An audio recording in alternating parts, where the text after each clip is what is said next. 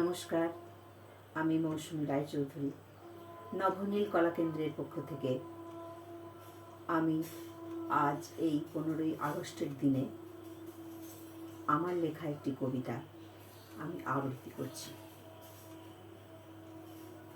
কবিতাটির নাম স্বাধীনতার স্বাধীনতা। স্বাধীনতা আমার সবুজ গাছের পাতায়, স্বাধীনতা আমার নীল আকাশের গায়ে,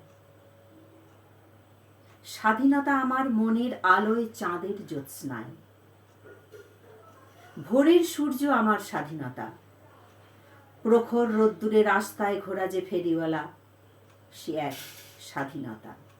নেই বারণ, শুধুই ধেয়ে চলা জলরাশি, উন্মুক্ত তার বাহু, সে এক স্বাধীনতা। পাহাড় চূড়ায় লাফিয়ে ওঠা সূর্যোদয়, অসীম তার বিচ্ছুরিত শক্তি, আলোক রশ্মি, আমার কাছে সে এক স্বাধীনতা। খেলার মাঠে দুর্বার গতিতে বলের পেছনে ছোটা, আমার এ এক মুক্তির স্বাধীনতা। মুক্তির জোয়ার ভাটায় মুক্ত যারা, মুক্ত মানবিকতা, বন্ধনহীন মুক্ত স্বাধীনতা। স্বাধীনতা তো মুক্তির সন্তরণ, যেমন খুশি এপার ওপার স্বাধীন স্বাধীনতা। মুক্ত আলো, মুক্ত বাতাস, অন্ধ আধারে মুক্ত যারা, সেই হলো আসল স্বাধীনতা, স্বাধীনতার পতাকা, আমার স্বাধীনতার পতাকা। নমস্কার।